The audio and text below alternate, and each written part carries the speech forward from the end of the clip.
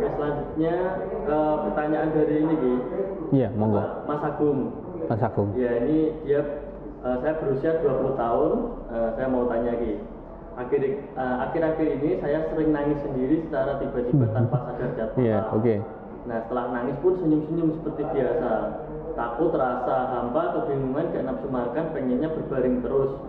Kalau diganggu orang pasti saya ngamuk, marah dan lain-lain. Seperti itu. Sudah beli obat antidepresan di apotek, itu kira-kira bisa atau enggak gitu kan? Dia mencoba gitu, siapa tahu nanti mereda. Nah, tapi sejauh ini dia malah jadi banyak tekanan dari keluarga, pekerjaan, dan dia jadi minder dan antisosial. Nah, itu kira-kira itu seperti apa? Maksudnya apa yang terjadi, dan ini kan dia baru umur 20 tahun nih. Ya. 20 tahun kan umur orang yang masih muda lah. Yang masih puber gitu lah. Berarti kan masih muda kok pikirannya banyak, kasihan saya rasa gitu, mikir apapun, mesti mikir rumah dan mikir mana begitu. Jadi awalnya dia malam itu nangis, ya kan? Nangis. Penyebabnya dulu, sebenarnya saya ingin tahu penyebabnya. Nangis, kemudian berubah menjadi senyum-senyum sendiri. Nah ini mohon maaf, ya udah ngarah ke arah sedikit error kan gitu, kan? Ya, tiba-tiba gitu. Ya kita tidak mengolok-olok, tapi terkadang itu lucu untuk kita, tapi itu merupakan cobaan untuk si masnya tadi, Mas Agung ya, Mas Agung. Awalnya nangis, sedih kan, berarti kemudian tertawa, senyum, kemudian merasa tertekan, minder. Kemudian tadi munculnya masalah lagi yang di keluarga sama pekerjaan tadi. Ya, jadi merasa ada tekanan. Oke. Dari keluarga, dari pekerjaan, jadinya dia itu jadi minder dan nggak introvert lah, jadi introvert seperti itu menyendiri. Oke, saya paham. Berarti di sini yang terjadi itu pemicu awalnya itu dia kurang perhatian sih Mas. Nggak punya teman, keluarga ini nggak mau ngajak ngobrol dengan cara yang baik mungkin. Hanya nanya-nanyain masalah yang nggak penting. Itu bisa terjadi karena dari awal orangnya sudah nggak punya kawan, nggak punya temen, ya kan? Terus diarahkan kemana? Akhirnya apa? Malam itu dia mikir, kenapa ya hidup saya kayak gini, nangis.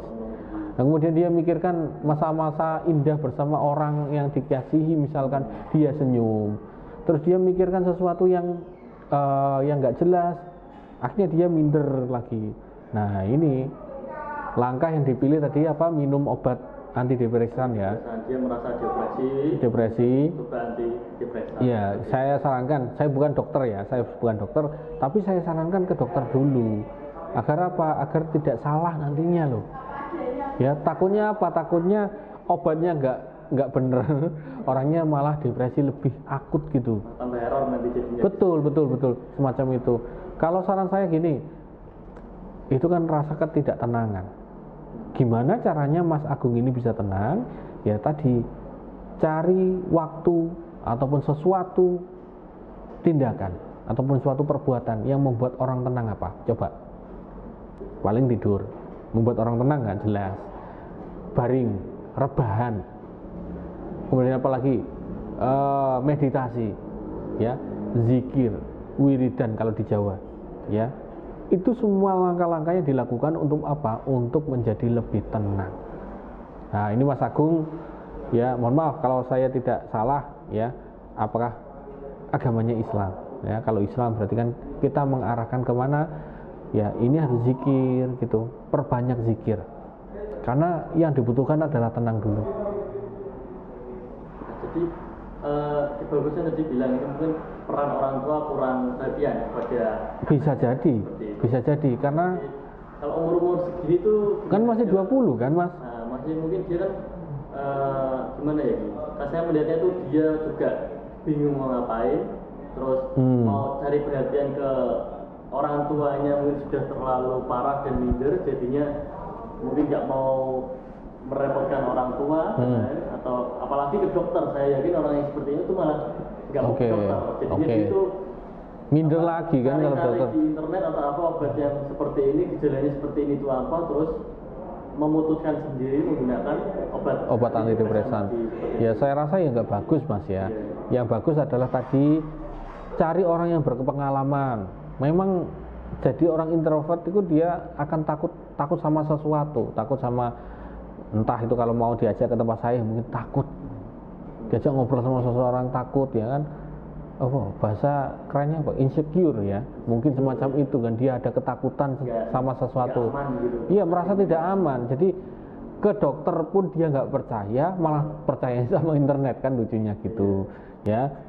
Jadi seperti yang saya sarankan tadi, untuk masalah spiritual kan berarti kita ke arah yang spiritual, agama. Kita wirid, kita tenangkan diri kita. Semakin diri kita tenang, kita bisa berpikir dengan logis. Oh, berarti yang saya takutkan ini itu hanya halusinasi. Oh, berarti apa yang menjadi tekanan batin dalam diri ini karena apa? Saya nggak punya teman. Ya sudahlah, besok nongkrong sama teman-teman. Kan bisa, Mas. Intinya mungkin ketenangan batin, rasa tenangnya itu loh. Apalagi mohon maaf, penyakitnya orang kaya itu adalah dia nggak tenang hidupnya, dikejar-kejar. Saya takut kiri, saya takut nggak sehat, saya takut penyakit, saya takut keluarga saya nggak bahagia. Itu yang terjadi di orang yang punya uang lebih. Orang yang nggak punya terkadang dia takut apa? Saya nggak takut nggak bisa makan, saya takut menjadi orang jahat, saya takut kena penyakit. Nah ini macam-macam. Setiap manusia pun ada punya ketakutan, Mas. Tapi bagaimana caranya ketakutan ini bisa hilang? Kalau saya pribadi, jujur, yang saya lakukan ketika saya punya masalah yang sangat besar, apa? Yang wajib pasti berdoa, minta petunjuk kepada Allah Subhanahu Wa Taala. Jadi teknik saya itu gini, Mas. Sebenarnya saya kasih sekarang nggak masalah. Saya punya penyakit, masalah yang besar, pikiran saya banter di situ, kayak orang stres lah katakanlah, batak sekali. Berdoa, wirid, urutannya adalah berdoa, minta petunjuk, wirid agar apa? Kita tenang, anteng, dan saya lanjutkan ke arah tidur. Entah kenapa, seperti ada solusi yang datang tiba-tiba dari mimpi saya, dari ketenangan hati saya. Ketika saya melakukan proses semacam itu, muncullah tadi solusinya.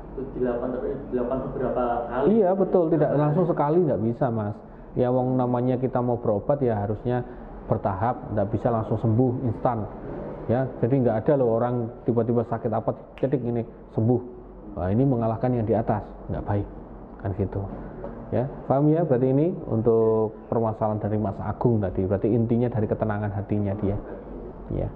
Terima kasih Ki Bagus. Iya, sama-sama. Tadi ya.